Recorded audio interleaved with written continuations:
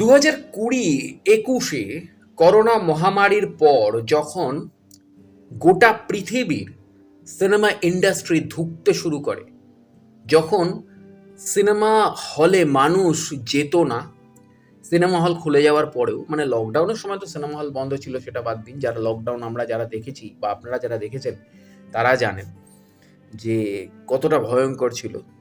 2022-এর পর যে যারা জন্মেছে তারা আজ থেকে 20 বছর পরে গিয়ে জিজ্ঞেস করবে যে লকডাউন কী ছিল, যে লকডাউন মানে ক্যা থা। তো এক্স্যাক্টলি যাই হোক, গোটা পৃথিবী যখন লকডাউন ছিল তখন সিনেমা ইন্ডাস্ট্রিও একদম বিধ্বস্ত হয়ে গেছিলো গোটা পৃথিবীর। সেই সময় যখন আস্তে আস্তে ধীরে ধীরে মানুষ যখন নর্মাল লাইফে ফিরলো, যেটাকে সেই সময় নিউ নর্মাল বলা হতো, নতুন নতুন নিয়ম নিয়ে নিউ নর্মাল, মুখে মাস্ক হাতে স্যানিটাইজার নিয়ে মানুষ যখন সিনেমা হলে পৌঁছলো বা সিনেমা হলে সেরকম ব্যবস্থা রাখা হলো, তখন হলমুখী মানে তার সাথে সাথে ওটিটি প্ল্যাটফর্মগুলো চলে এলো, ওটিটি প্ল্যাটফর্মে সিনেমা রিলিজ দেওয়া শুরু হলো, ওটিটি প্ল্যাটফর্মে ওয়েব সিরিজ, মানুষ যখন বাড়িতে বসেই ওয়ার্ল্ড ক্লাস সিনেমা ভালো প্রিন্ট ভালো কোয়ালিটিতে দেখতে পাচ্ছে ওটিটিতে, তখন সে কেন সিনেমা হলে যাবে।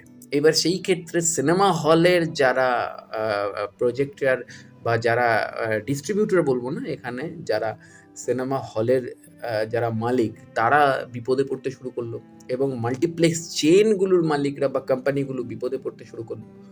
তখন তারা ডিসাইড করলো যে একদিন আমরা প্রায় ওই বনভোজন বা কাঙালি ভোজন বা মানে কি বলবো আর কি, মানে ওই কিছু একটা মতন একটা করবো আর কি, যেখানে আমরা অফার দেব। অফার কি, 400 টাকার টিকিট 75 টাকায়। প্রথমবার 2022 সালে এটা প্রথম শুরু হয়েছিল আমেরিকাতে, হলিউডে। আমেরিকাতে প্রথম শুরু হয়েছিল 3rd সেপ্টেম্বর 2022।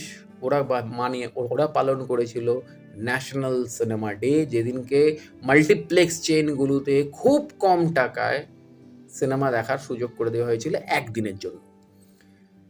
সেই দেখা দেখি 2022 সালের প্রথমে 16ই সেপ্টেম্বর ডিসাইড হয়েছিল, তারপরে ওটা চেঞ্জ করে 23শে সেপ্টেম্বর করা হয়েছিল। ভারতবর্ষের যে মাল্টিপ্লেক্স চেনগুলো রয়েছে তাদের যে অ্যাসোসিয়েশন, তারা ডিসাইড করেছিল আমরা 75 টাকায় সিনেমা দেখাবো, এবং তাই তারা দেখিয়েছিল সেবার 23শে সেপ্টেম্বর 2022।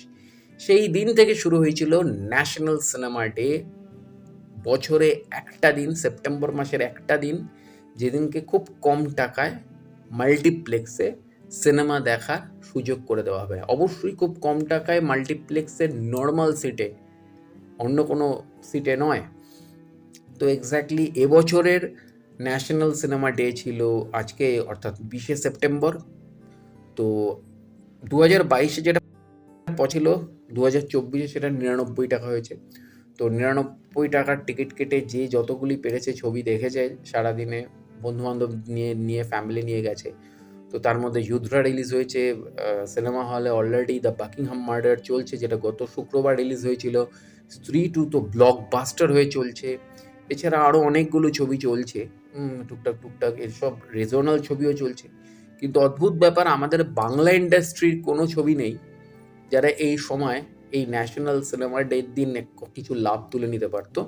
তারা নেই, কারণ তারা সবাই পুজোতে মুখিয়ে রয়েছে, একসাথে 3-4টে ছবি ছাড়বে বলে। তো অদ্ভুত ব্যাপার, এই ব্যাপারটা নিয়ে আমি আসবো, কেননা এটা আমি বাংলাদেশ এবং আমাদের পশ্চিমবঙ্গের ক্ষেত্রে দেখি এতটা। কেননা বাংলাদেশেও দেখেছি ঈদ বা বকরি ঈদে একসাথে 4-5টা সিনেমা ওরা ছেড়ে দিল, সাকিব খান ছবি নিয়ে আসলো, এই ছবি নিয়ে। আমাদের এখানেও তাই হয়, দুর্গা পুজোতে সব একসাথে 3-4টে ছবি নিয়ে আসলো। ভাগ্যভালো জিদ্দা ছবি করে না, কারণ জিদ্দা ঈদে ছবিটা বের করে। তো এক্স্যাক্টলি ওনাম বা নবরাত্রিতে গুজরাট বা সাউথ ইন্ডিয়াতে এরকমটা কিন্তু এতটা হয় না।